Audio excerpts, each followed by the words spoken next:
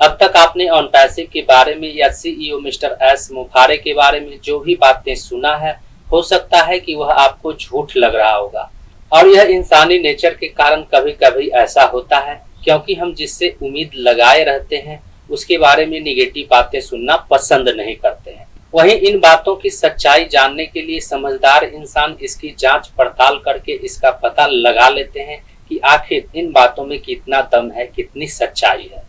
वही जो लोग ऐसा नहीं कर पाते हैं, उन्हें दूसरों की बातों पर कभी भरोसा होता है तो कभी भरोसा नहीं भी होता है। वहीं कुछ लोग ऐसे भी हैं जो ये मानने को तैयार नहीं है कि ऑन पैसिव का खेल अब खत्म हो चुका है, ऑन पैसिव आगे बढ़ने वाला नहीं है, ऑन पैसिव जहां पर है वहीं पर रहेगा। इसलिए आज के इस वीडियो में हम इस बात की सच्चाई आपको दिखाने जा रहे हैं, जिस पर आपको थोड़ा बहुत विश्वास हो ही जाएगा। तो नमस्कार दोस्तों, मेरा नाम है मंटन शर्मा। तो इसके बारे में सबसे पहले मैं आपको यह बताना चाहूंगा कि मिस्टर एस मुखारे पिछले 13 साल से यानी 2012 से ही ऑन पैसिव की तरह ही कई और कंपनी बनाने का प्रयास कर चुके हैं, लेकिन उन सभी कंपनी में वे असफल रह चुके हैं। मिस्टर एस मुखारे 2012 से अब तक यानी 2025 तक करीब 3-4 कंपनी बना चुके हैं और उन सभी कंपनी में उन्हें सफलता नहीं मिली है, उन्हें असफलता ही हाथ लगी है। मिस्टर एस मुखारे के पिछले रिकॉर्ड को देखते हुए यदि ऑन पैसिव के बारे में ऐसा कहा जा रहा है तो वह झूठ नहीं हो सकता है।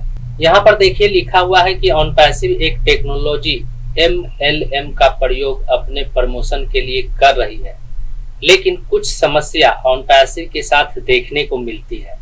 और इसका मतलब यह है कि IT कंपनी के नाम पर ऑन पैसिव में ज्यादा लोगों को जोड़ने के लिए, ज्यादा यूजर को जोड़ने के लिए MLM फार्मूला का उपयोग किया गया है, जिसकी वजह से ऑन पैसिव में 14 लाख से अधिक फाउंडर्स जुड़ गए हैं। नीचे में लिखा हुआ है ऑन पैसिव अपने प्रोडक्ट को लेकर बहुत से दावे करती है, लेकिन वास्तविकता अलग है। हमने अपने पहले रिव्यू में कहा था कि ऑन पैसिव में दावे खोखले हैं और सारे प्रोडक्ट लॉन्च नहीं होंगे। कुछ ऐसा ही पिछले 4 सालों से हुआ और भविष्य में भी इसके प्रोजेक्ट लॉन्च नहीं होंगे। ऑन पैसिव की शुरुआत 2019 में हुई थी और तब से कंपनी ने सिर्फ 3 प्रोडक्ट ही लॉन्च किए हैं, जो ओमेल, ओट्रिम और ओनेट है। ऑन पैसिव कुछ नया नहीं कर रही है, बल्कि मौजूद ऑनलाइन सर्विस पर ही काम कर रही है।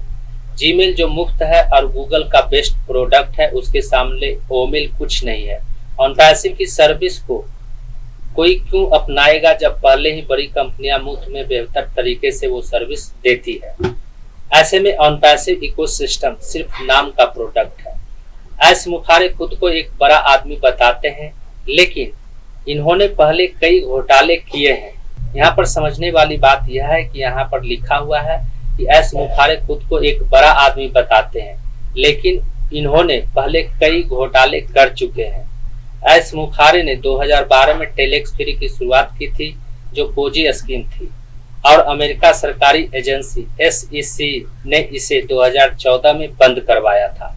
यानी मिस्टर एस मुखारे के ऊपर पहले भी SEC के द्वारा मुकदमा दर्ज किया गया है और इस बार भी ऑन पैसिव के नाम पर मिस्टर एस मुखारे के ऊपर मुकदमा दर्ज किया जा चुका है। इसके बाद पे डायमंड की शुरुआत उन्होंने 2017 में की थी और 2018 में वो कंपनी बंद हो गई थी। फिर उनके दिमाग में ऑन पैसिव का ख्याल आया, जिसमें भारत इसका बड़ा टारगेट है। यानी ऑन पैसिव के नाम पर ज्यादातर भारत के लोगों को लूटा गया है। अगर ऑन पैसिव की सर्विस को हम साइड में रखें तो इनकम प्लान अनुसार यह मनी सर्कुलेशन है। चूंकि ऑन पैसिव के पास खास प्रोडक्ट नहीं है, इसलिए जो पैसा ऑन पैसिव को देते हैं वह व्यर्थ है।